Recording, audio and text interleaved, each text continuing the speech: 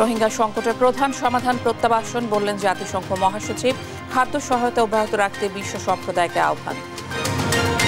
দ্বিতীয় দিনের মতো চলছে যাত্রায় ট্রেনের আগাম টিকিট বিক্রি। আজ দেওয়া হচ্ছে 25 মার্চের টিকিট, মিলছে বাসের আগাম টিকিটও। কক্সবাজারে জমি নিয়ে বিরোধের জেরে প্রতিপক্ষের গুলিতে নিহত 1, আহত 4 জন। অভিযোগের তীর যুবলীগ নেতার দিকে। প্রতিদিনই ঘটছে ধর্ষণ ও নারীর প্রতি সহিংসতা। প্রতিরোধে সচেতনতা বাড়ানোর তাগিদ। তদন্তে তাড়াহুড়োয় পার পেতে পারে প্রকৃত দোষীরা। 90 দিনের মধ্যে যে বিচার শেষ করার কথা বলা হয়েছে, তাহলে সেটা যদি হয় তাহলে একটা যুক্তিযুক্ত টাইম হবে।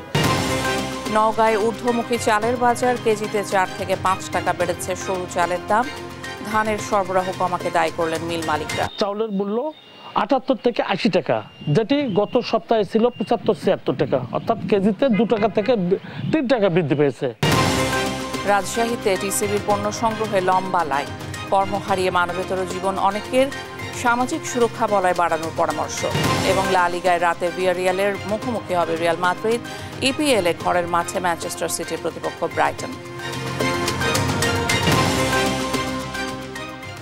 দেখছিলেন শিরোনাম সংবাদ সকালের সঙ্গে আছি আমি শিকা Aziz.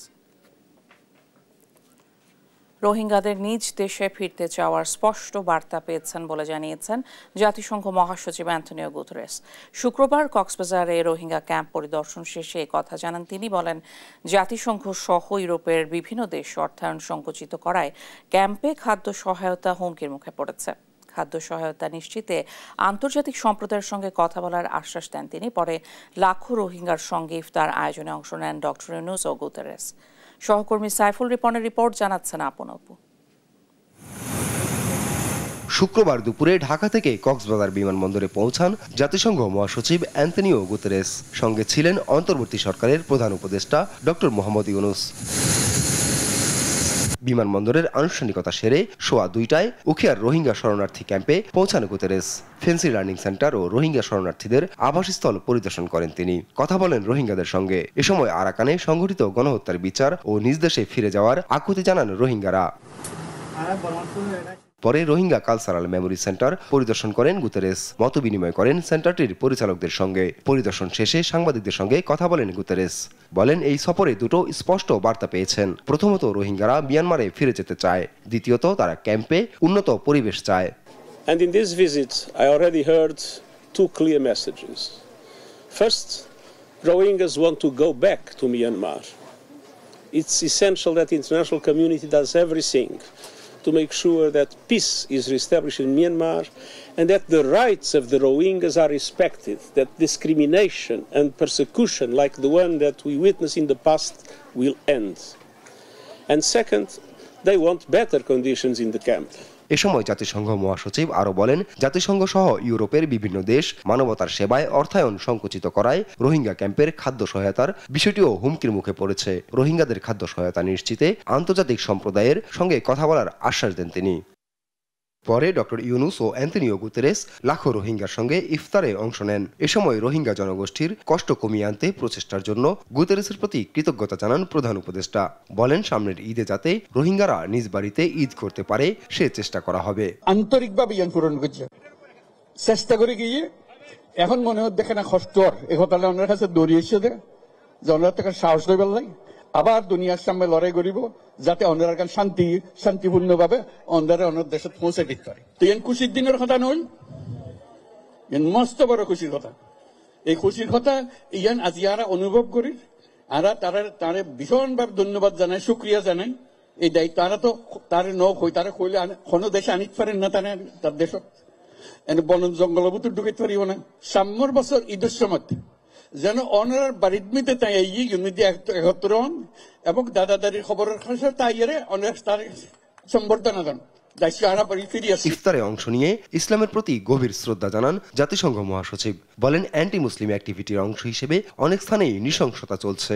This is the holy month of Ramadan, the month of solidarity. It would be unacceptable that in the month of solidarity the international community would reduce the support to the Rohingyas in Bangladesh. We will do everything not to make it happen. এ সময় রোহিঙ্গাদের দুর্দশা লাঘবে আন্তর্জাতিক সম্প্রদায়কে সঙ্গে নিয়ে প্রচেষ্টা চালিয়ে যাওয়ার আশ্বাস দেন গুতেরেস। নিউজ ডেস্ক, দেশ টিভি।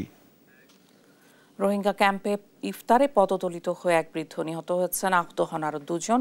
শুক্রবার দুপুরে 2:30টার দিকে 20 নম্বর রোহিঙ্গা ক্যাম্পের হেলিপ্যাড এলাকায় এই দুর্ঘটনা ঘটে। বিষয়টি নিশ্চিত করে উখিয়া থানা পুলিশের ভারপ্রাপ্ত কর্মকর্তা মোহাম্মদ আরিফ হোসাইন জানান, প্রধান উপদেষ্টা ও জাতিসংঘের মহাসচিবের অংশগ্রহণে লাখো রোহিঙ্গার সঙ্গে আয়োজিত ইফতার মাহফিলে পদপিষ্ট হয়ে নিয়ামত উল্লাহ নামে এক রোহিঙ্গা বৃদ্ধের মৃত্যু হয়। সময় আহত হয়েছেন আরও দুজন। আহতদের কক্সবাজার সদর হাসপাতালে পাঠানো হয়েছে।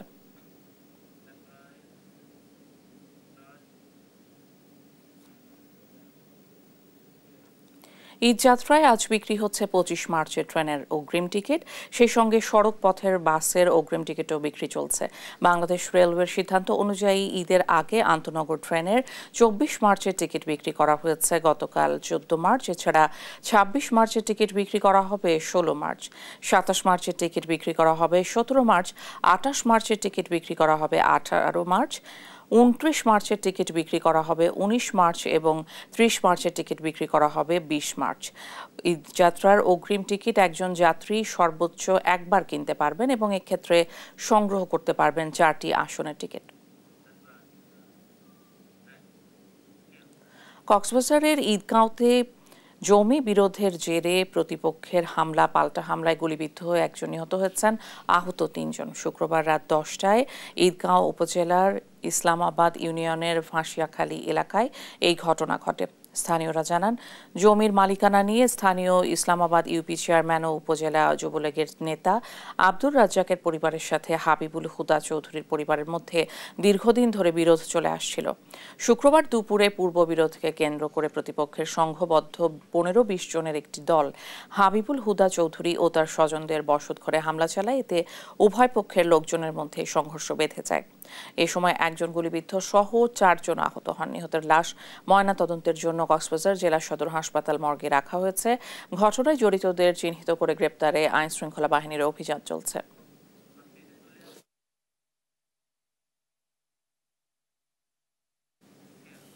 নারী নির্যাতন ও ধর্ষণ রোধে আইন সংশোধন করে দ্রুত বিচার চেয়ে সচেতনতা ও আইন শৃঙ্খলা বাহিনীর তৎপরতা জরুরি বলে মত দিয়েছেন সিনিয়র আইনজীবীরা।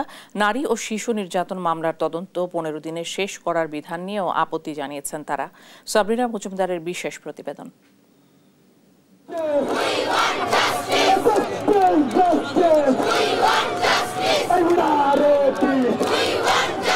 মাগুরায় 8 বছরের এক শিশু ধর্ষণ সহ একাধিক ধর্ষণ সহিংসতার ঘটনায় উত্তাল সারা দেশ। জড়িতদের বিচার দাবিতে দেশ জুড়ে বিক্ষোভ করছে মানুষ। তথ্য বিশ্লেষণ করে দেখা যায়, চলতি বছরের প্রথম 2 মাসে ধর্ষণের সংখ্যা 186 করছে। এর মধ্যে জানুয়ারিতে ঘটে কমপক্ষে 42টি ঘটনা, ফেব্রুয়ারিতে তা বেড়ে 57 থেকে। এমন সহিংসতা থেকে রেহাই পাচ্ছে না শিশুরাও। গেল 2 মাসে কমপক্ষে 25 শিশু ধর্ষণ ও যৌন নিপীড়নের শিকার হয়েছে। ধর্ষণ ও নারী নির্যাতনের বিচার দ্রুত শেষ করতে 15 দিনের মধ্যে মামলার তদন্ত এবং 90 দিনের মধ্যে বিচার কাজ শেষ করতে আইন সংশোধন করতে যাচ্ছে সরকার। এই যে তদন্তের সময়, সেটাও আমরা অর্ধেক করে দিচ্ছি। আগে ছিল 30 দিন, এখন আমরা 15 দিন করে দিচ্ছি। বিচারের জন্য আগে সময় ছিল সেটা আমরা অর্ধেক করে দিচ্ছি। 90 দিনের মধ্যে ধর্ষণের মামলায় 90 দিনের মধ্যে বিচার করতে হবে। তবে আইন সংশোধন নয়, বরং ধর্ষণ রোধে আগাম প্রতিরোধ ব্যবস্থায় পারে অপরাধ নিয়ন্ত্রণে, এমনটাই মনে করেন সিনিয়র আইনজীবী আহসানুল করিম। প্রকৃতপক্ষে কোনো শক্ত আইন করে কোনো অপরাধকে কখনো দমানো যায় না। সেজন্য প্রথমে সমাজকে ঠিক করতে হলে আইন নয়, দরকার হচ্ছে যে সামাজিক যে অস্থিরতা আছে সেগুলোকে দমন করা। দৃশ্যত শাস্তিগুলোকে জনগণের মাঝে দেখাতে হবে যে এই অপরাধগুলো করলে এই শাস্তি হয়। ন্যায় বিচারের স্বার্থে প্রয়োজনীয় সময় নিয়ে তদন্তের পরামর্শ দেন আরেক আইনজীবী জ্যোতির্ময় বড়ুয়া। জানান, তাড়াহুড়ো করলে পার পেতে পারে অপরাধীরা। 15 দিনের মধ্যে আপনার এই যে তদন্ত শেষ করার জন্য এক ধরনের চাপ তৈরি করা আইন শৃঙ্খলা রক্ষাকারী বাহিনীর মধ্যে, তারা সেটা না করে দেখবেন যে কোনো না কোনোভাবে স্বীকারোক্তিমূলক জবানবন্দি নিয়ে হলেও মামলা শেষ করার বা কৃতিত্ব জাহির করার চেষ্টা করবেন। একটা রিজনেবল টাইম, অ্যাটলিস্ট 30 ডেজের টাইম যদি আপনি তদন্তের জন্য রাখেন এবং 90 দিনের মধ্যে যে বিচার শেষ করার কথা বলা হয়েছে, তাহলে সেটা যদি হয় তাহলে একটা যুক্তিযুক্ত টাইম হবে। বিদ্যমান কিংবা সংশোধিত যে আইনই হোক, সুষ্ঠু বিচারের মাধ্যমে শাস্তি নিশ্চিত করা না গেলে ধর্ষণ ও যৌন নিপীড়নের বন্ধ হবে না বলেই মনে করেন আইনজীবীরা। সাবরিনা মজুমদার, দেশ টিভি, ঢাকা। যশোরের বাজারে বেড়েছে বেগুন ও বোতলজাত সয়াবিন তেলের দাম। এ নিয়ে আরো জানাতে যুক্ত হচ্ছেন সহকর্মী সালাউদ্দিন সাগর। সাগর, বাজার দর নিয়ে ক্রেতাদের কি প্রতিক্রিয়া আর পর্যাপ্ত বাজার মনিটরিং রয়েছে কিনা বিস্তারিত জানাবেন। ধন্যবাদ ইশিকা আপনাকে। আপনি আসলে যেমনটা বলছিলেন যে বাজারে কিন্তু অন্যান্য পণ্যের সরবরাহ বেড়েছে, দাম যে আগের তুলনায় অনেকটা ক্রেতাদের নাগালের মধ্যে এসেছে, এক প্রকার স্বস্তি পাওয়া যাচ্ছে। শুধুমাত্র উত্তাপ ছাড়াচ্ছে কিন্তু বেগুন আর হচ্ছে সয়াবিন তেল। সয়াবিন তেলটি এখন খুচরা যে সয়াবিন তেলটি রয়েছে এতে 200 টাকা করে লিটার বিক্রি হচ্ছে, আর বোতলজাত সয়াবিন তেলটি এখন বিক্রি হচ্ছে কিন্তু 175 টাকা করে লিটার। কিন্তু বোতলজাত সয়াবিনের ক্ষেত্রে আবার একটা সংকট দেখা দিচ্ছে। বোতলজাত সয়াবিন তেল শর্ত সাপেক্ষে নিতে হচ্ছে, কখনো কখনো আবার ওই যে বোতলজাত সয়াবিনের সাথে ওই সংশ্লিষ্ট কোম্পানির অন্যান্য প্রোডাক্ট না নিলে সেক্ষেত্রে বোতলজাত সয়াবিন তেল দেওয়া হচ্ছে না বলে ব্যবসায়ীরা আমাদেরকে জানিয়েছেন। এক্ষেত্রে বাজার মনিটরিং এর যে ব্যাপারটি এসেছে, বাজার মনিটরিং এর ব্যাপারটি কিন্তু এখনো আমরা দেখতে পাইনি বা পরিলক্ষিত হয়নি। ব্যবসায়ীদের যে প্রতিষ্ঠান রয়েছে চেম্বার অফ কমার্স, তাদের বাজার মনিটরিং করার একটা কথা কিন্তু ছিল, তাদের পক্ষ থেকেও কিন্তু আমরা এখনো বাজার মনিটরিং এর কোনো উদ্যোগ আমরা এখন দেখতে পাইনি। তো আজকের বাজার দরটি যদি একটু জানিয়ে রাখি, আজকে আলু বিক্রি হচ্ছে কিন্তু 25 টাকা করে কেজি, পেঁয়াজ বিক্রি হচ্ছে 3 কেজি 100 টাকা কেজি, কাঁচামরিচ 3 কেজি 100 টাকা, কাঁচামরিচ বিক্রি হচ্ছে কিন্তু 60 টাকা করে কেজি, শুকনা মরিচ 500 টাকা করে, রসুন বিক্রি হচ্ছে 120 টাকা করে, আদা বিক্রি হচ্ছে 140 টাকা করে, মোটা যে চালটা রয়েছে এটা 55 টাকা করে বিক্রি হচ্ছে, মিনিকেট চালটা 65 টাকা করে, টমেটো 20 টাকা করে বিক্রি হচ্ছে, লাউ 30 থেকে 40 টাকা এরকম পিস বিক্রি হচ্ছে। গরুর মাংস, খাসির মাংস, পোল্ট্রি, মুরগি এইগুলোর দাম কিন্তু স্বাভাবিক রয়েছে। তো সে কারণে আসলে বাজারে যারা ক্রেতারা এসেছেন সকাল থেকে আমরা কথা বলেছি, যদি এখন অনেক সকাল ক্রেতার সংখ্যা অনেক কম, তবুও তারা আমাদেরকে জানিয়েছেন যে আসলে বাজার দর যেটা আছে এখন স্বস্তির ভেতরে আছে, এরকমটা যদি থাকে তাহলে অসুবিধার কোনো কিছু হবে না। তবে উত্তাপ ছড়াচ্ছে কিন্তু ফলের বাজার। আমরা দেখেছি যে যেই ফলগুলো মূলত রমজানের সময় ইফতারিতে বেশি লাগে, এই ফলগুলো কিন্তু আসলে চাহিদা বাড়ায়, দাম বেড়েছে অনেক। কোনো ফলের কেজিতে 100 টাকা থেকে 150 টাকা করে কিন্তু বেড়েছে, যার ফলে আসলে এবার অনেক ফলই কিন্তু আসলে ভোক্তাদের চাহিদার তালিকায় উঠছে না। তো এই ব্যাপারটি নিয়ে কাঁচা বাজারের যে স্থিতিশীল পরিবেশ বিরাজ করছে বা স্থিতিশীল পরিবেশ আনা গেছে, ফলের বাজারটি তো এরকম যদি আনা যেত বা মনিটরিং এর আওতায় আনা যেত তাহলে ঠিক হতো। আজকে ফলের বাজারের দামটা যদি একটু জানিয়ে রাখি, আজকে প্রতি কেজি আপেল ও মালটা বিক্রি হচ্ছে কিন্তু 300 থেকে 330 টাকা করে কেজি, চায়না যে কমলাটা আছে এটা 320 টাকা করে কেজি, কালো আঙ্গুর যেটা রয়েছে এটা 480 থেকে 500 টাকা পর্যন্ত কেজি বিক্রি হচ্ছে, যা গত রোজার আগে ছিল যেটা 350 থেকে 300 টাকার মধ্যে। তো আকার ভেদে আপনার বিভিন্ন ফল এরকম 150 থেকে 200 টাকা পর্যন্ত কেজিতে বেড়েছে আমরা দেখতে পাচ্ছি। অন্যদিকে তরমুজ কিন্তু আবার বিক্রি হচ্ছে 150 টাকা থেকে শুরু করে 300 টাকা পর্যন্ত প্রতি পিস এভাবে বিক্রি হচ্ছে। তো এই ছিল আমার কাছে যশোরের বাজার পরিস্থিতির সর্বশেষ। সাগর, অনেক ধন্যবাদ আপনাকে।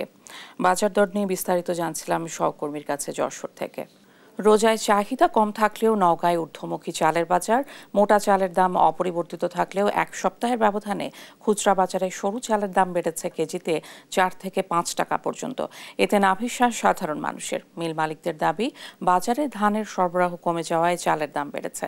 নওগাঁ প্রতিনিধি কাজী কামাল হোসেনের পাঠানো তথ্য ও ছবিতে জানাচ্ছেন আলী আক্কাস আকাশ।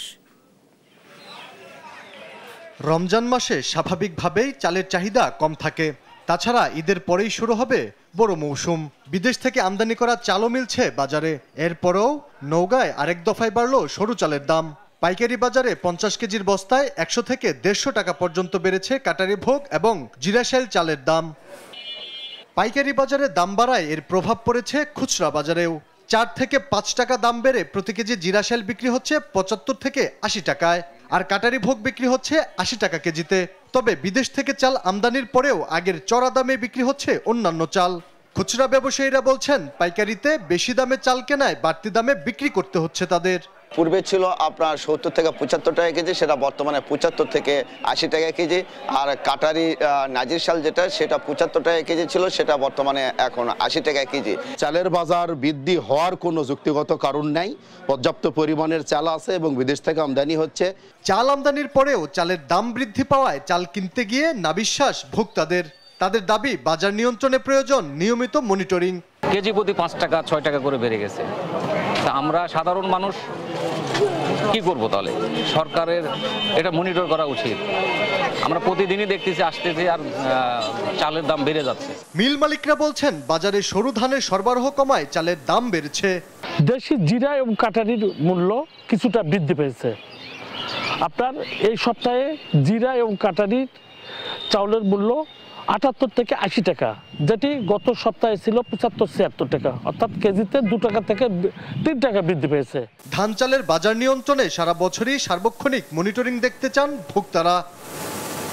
আলী আক্কাস, আকাশ, নিউজ ডেস্ক, দেশ টিভি। নওগাঁয় ঊর্ধ্বমুখী চালের বাজার, সপ্তাহের ব্যবধানে খুচরা বাজারে সরু চালের দাম বেড়েছে 4 থেকে 5 টাকা। বিস্তারিত জানাতে যুক্ত হচ্ছেন সহকর্মী কাজী কামাল হোসেন। কামাল, দাম বাড়ার কারণ কি আর ক্রেতাদের কি প্রতিক্রিয়া দেখছেন? ইশিকা, আপনি যেমনটি বলছিলেন, উত্তরের খাদ্য ভাণ্ডার নওগাঁ দেশের অন্যতম চালের মোকাম, দেশের অন্যতম বৃহৎ ধান উৎপাদনকারী জেলা নওগাঁ হলেও মূলত চাল উৎপাদনের নওগাঁ দেশের অন্যতম প্রধান। কিন্তু এইখানে গত এক সপ্তাহের ব্যবধানে মোটা চালের দাম একই রকম থাকলেও চিকন চালের দাম বেড়েছে 5 থেকে 6 টাকা করে। আমি নওগাঁর বেশ কিছু পাইকারি এবং খুচরা দোকানে আমি আজকে যেটা দেখেছি, সেখানে দেখেছি বিশেষ করে দেশি যে কাটারি ভোগ, যেটা এই কাটারি জাতের চাল বিক্রি হচ্ছে 78 থেকে 80 টাকা কেজি দরে। এছাড়া জিরার বিক্রি হচ্ছে 78 থেকে 80 টাকা কেজি দরে। এছাড়া অন্যান্য যদি বলা হয় যে সরলা 5 থেকে শুরু করে অন্যান্য জাতের চালের দাম মোটামুটি আগের মতোই আছে। এছাড়া ভারত থেকে আমদানি কিন্তু যেটা কাটারি ভোগ বা জিরা যেগুলো, সেইটার দামও মোটামুটি সহনীয় পর্যায়ে 70 টাকা করে আছে। এবং এই হঠাৎ করে মূলত এই রোজার মধ্যে চালের দাম বৃদ্ধি হওয়ার কারণে ভোক্তা সাধারণ চরম বেকায়দায় পড়েছে। আমি এই মুহূর্তে আমি কথা বলার চেষ্টা করবো নওগাঁ জেলা চালকল মালিক গ্রুপের সাধারণ সম্পাদক ফরহাদ হোসেন চকদারের সাথে। আমি তার কাছে জানার চেষ্টা করবো যে আসলে চালের দাম হঠাৎ করে বৃদ্ধি হওয়ার কারণটা কি আসলে। ফরহাদ হোসেন চকদার, আপনি একটু বলবেন কেন চালের দামটা বাড়ছে আসলে চিকন চাল? ধন্যবাদ। চিকন চাউলের দাম বৃদ্ধি পাওয়ার মূল কারণ সিজনের শেষ সময়, এই সময় আর মাসখানিক পর বা 1-1.5 মাস পর নতুন ধান আসবে। জিরা এবং কাটারির ধানের মূল্য শুধুমাত্র বেশি। এই জিরা এবং কাটারির ধানের দাম বেশির কারণে চাউলের দামটা বৃদ্ধি পেয়েছে। আর অন্যান্য ভ্যারাইটি যেমন সন্ধ্যা 5 আমদানিকৃত চাউল, সেগুলো প্রায় 1-1.5-2 মাস থেকে স্থিতিশীল পর্যায়ে রয়েছে। মূলত জিরা এবং কাটারি, দেশি জিরা এবং কাটারি ধানের দাম বৃদ্ধি, চাউলের দাম বৃদ্ধি পাওয়ার মূল কারণ হচ্ছে হাটে বাজারে জিরা এবং কাটারি ধানের দাম বৃদ্ধি পেয়েছে এই সিজনের শেষ সময় বলে এই দামটা বৃদ্ধি। তবে আশা করি নতুন ধান আসলে আবার সহনশীল পর্যায়ে চলে আসবে। ধন্যবাদ। ইশিকা, শুনছিলেন জেলা চালকল মালিক গ্রুপের সাধারণ সম্পাদক ফরহাদ হোসেন চকদারের কথা। তিনি যেটি বলছিলেন যে এই মৌসুমে মূলত ধানের সরবরাহ কমে যাওয়ার কারণেই এই চালের দামটা বৃদ্ধি পেয়েছে। ইশিকা, আপনাকে জানিয়ে রাখি, নওগাঁ জেলায় বছরে প্রায় 17 লক্ষ মেট্রিক টন চাল উৎপাদন হয় এবং নওগাঁর অভ্যন্তরীণ বাজারে চালের প্রয়োজন হয় 4.5 থেকে 5 লক্ষ মেট্রিক টন। সেই হিসাবে প্রায় 12 থেকে 13 লক্ষ মেট্রিক টন চাল উদ্বৃত্ত থাকে, যে চালটি দেশের বিভিন্ন জেলায় সরবরাহ করা হয়ে থাকে। তো চালের বাজার নিয়ে নওগাঁ থেকে এই ছিল আমার কাছে সর্বশেষ তথ্য। ইশিকা। কামাল, অনেক ধন্যবাদ আপনাকে। নওগাঁয় ঊর্ধ্বমুখী চালের বাজার নিয়ে বিস্তারিত জানছিলাম সহকর্মীর কাছে। রাজশাহীতে নিত্যপণ্য সংগ্রহে টিসিবি ট্রাকে সাধারণ মানুষের ভিড় বাড়ছে। ভিক্ষুকদের সারিটাও দীর্ঘ থেকে দীর্ঘতর হচ্ছে। কর্ম হারিয়ে মানবেতর জীবনযাপন করছেন অনেকে, ফলে সাহায্য চাওয়ার হাত পাতা মানুষও বাড়ছে। এসব মানুষের জীবন জীবিকা চালিয়ে নিতে সরকারি সামাজিক সুরক্ষা বলয় বাড়ানো ও বৈষম্য দূর করার পরামর্শ উন্নয়ন কর্মীদের। রবিউল ইসলামের ছবিতে কাজী শাহেদের প্রতিবেদনে বিস্তারিত।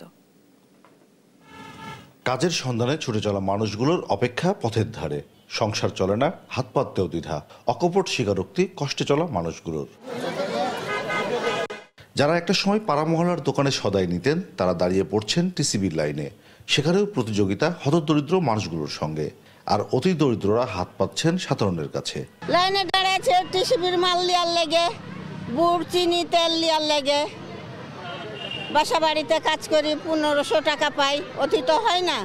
এটা দেখলে বোঝা যাচ্ছে যে আসলে মানুষের অভাবটা কতটুকু, চাহিদাটা কতটুকু। এটা আমরা আসলে রাস্তাতে যখন ভ্রাম্যমাণ ভাবে দিচ্ছে তখন আমরা বুঝতে পারছি যে মানুষের অভাব এখনো আছে। হালে অর্থনৈতিক কর্মকাণ্ড অনেকটা স্থবির। নতুন করে কর্মসংস্থান বাড়েনি, যারা শ্রমিক তাদের আয় কমেছে, হারিয়েছেন কাজ। ফলে সাহায্য চাওয়ার হাত বেড়েছে বলছেন সমাজবিজ্ঞানী ও অর্থনীতিবিদরা। দৈনিক মজুরির ভিত্তিতে কাজ করে এরকম মানুষ তারা কাজ পাচ্ছে না। তারা কাজ না পাওয়ার কারণে তাদের ক্রয় ক্ষমতা অনেক কমে গেছে। ক্রয় ক্ষমতা কমে যাওয়ার ফলে তারা টিসিবির লাইনে থেকে তারা দ্রব্য সামগ্রী সরবরাহ করার চেষ্টা করছে, এবং যারা একেবারেই হতদরিদ্র তারা মানুষের কাছে হাত পাচ্ছে। উন্নয়ন কর্মীরা বলছেন দরিদ্র মানুষের সহযোগিতায় সরকারি নানা কর্মসূচি চালু আছে, কিন্তু বিতরণ বৈষম্য ও রাজনৈতিক বিবেচনার কারণে হাত পাতা মানুষ কমছে না। সরকারের যে সামাজিক সুরক্ষাগুলো রয়েছে, এই সুরক্ষাগুলো যদি যথাযথ প্রক্রিয়ার মধ্য দিয়ে যদি যে সত্যিকার অর্থেই প্রাপ্য তাদের কাছে যদি পৌঁছানো যেত, তাহলে কিন্তু এই বর্তমানে যে আমরা দরিদ্রতার হার বা দরিদ্রতার চিত্রটা যে আবার সামনে চলে আসছে, এটা কিন্তু আসার কথা না। বিগত দিনে এই সেক্টরে যে দুর্নীতিগুলো হয়েছে বা কি কি কারণে হয়েছে, কারা করেছে, সেগুলো খুঁজে বের করা এক। দ্বিতীয়ত হচ্ছে যে এই যে পরিসরে ছিল এটা, অর্থাৎ আওতাটাকে বৃদ্ধি করা। সরকারি সামাজিক সুরক্ষা বলয়ের আওতা বাড়ানোর পাশাপাশি অঞ্চলভিত্তিক কাজের সুযোগ বাড়ানোর পরামর্শ উন্নয়ন কর্মীদের। কাজী শাহেদ, দেশ টিভি, রাজশাহী। চট্টগ্রামের জামালখানে অবস্থিত কদম মোবারক মসজিদ। ফৌজদার মোহাম্মদ ইয়াসিন খান 1723 সালে মসজিদটি নির্মাণ করেন। জনশ্রুতি আছে মসজিদটিতে হযরত মুহাম্মদ সাল্লাল্লাহু আলাইহি ওয়াসাল্লাম এবং আব্দুল কাদের জিলানীর পদচিহ্ন রয়েছে, যা দেখতে প্রতিদিন ভিড় করেন ধর্মপ্রাণ হাজারো মুসল্লি। আজিজা হক পায়েলের তথ্য ও ছবিতে নুসরাত শোভার রিপোর্ট। কদম মোবারক চট্টগ্রামের সবচেয়ে প্রাচীনতম মসজিদ। এটি নগরীর জামালখানে অবস্থিত। মোগল সম্রাট মোহাম্মদ শাহের শাসনামলে ফৌজদার মোহাম্মদ ইয়াসিন খান 1723 সালে মসজিদটি নির্মাণ করেন। মসজিদটিতে 2টি পদচিহ্ন বা কদম সম্বলিত পাথর সংরক্ষিত আছে। সে অনুসারে মসজিদটির নামকরণ করা হয় কদম মোবারক শাহী জামে মসজিদ। জনশ্রুতি আছে একটি পাথরে হযরত মুহাম্মদ সাল্লাল্লাহু আলাইহি ওয়াসাল্লাম এবং অন্যটিতে আব্দুল কাদের জিলানীর পদচিহ্ন রয়েছে। কথিত আছে মসজিদটির প্রতিষ্ঠাতা মদিনা শহর থেকে মুহাম্মদ সাল্লাল্লাহু আলাইহি ওয়াসাল্লামের পদচিহ্ন সংবলিত পাথর সংরক্ষণ করেন। মসজিদটির ছাদ আয়তাকার, রয়েছে 3টি গম্বুজ, 2টি খিলান ও 5টি দরজা। মসজিদের ভেতরের দেয়াল আয়তাকার প্যানেল ও কুলুঙ্গি দিয়ে সাজানো। 4 কোণায় রয়েছে 4টি মিনার। মোগল স্থাপত্যের আরবি ক্যালিওগ্রাফি, লতাগুল্মের নকশা, মোজাইক নকশা, রেখাচিত্রযুক্ত পাথরের অলঙ্করণে মসজিদটি সজ্জিত। মসজিদ সহ পাশের আরও বিভিন্ন প্রতিষ্ঠান নিয়ে গড়ে উঠেছে কদম মোবারক শাহী জামে মসজিদ কমপ্লেক্স। এর আওতায় আছে মসজিদ, মাদ্রাসা, কবরস্থান, জানাজার স্থান ও মুসলিম এতিমখানা, যা চট্টগ্রামের সবচেয়ে বড় এতিমখানা। ধর্মপ্রাণ মুসল্লিদের জন্য এই মসজিদ যেন আবেগের জায়গা। চিটাং অঞ্চলের মানুষ অনেকটাই ধর্মভীরু, তো তারা মনে করে এই মসজিদে আসলে তার মনের যে ইচ্ছা আকাঙ্ক্ষা হয়তো সৃষ্টিকর্তা অনেক সহজে পূরণ করে দিবেন। সেজন্য আমি যখনই এই এলাকায় আসি, অফিসের কাজে বা যে কোনো কাজে আসলে চেষ্টা করি এখানে নামাজ পড়ার জন্য। নবীজি ও বড় পীরের কদম মোবারক দেখতে প্রতিদিন হাজার হাজার দর্শনার্থী ভিড় করেন এই মসজিদে। নিউজ ডেস্ক, দেশ টিভি।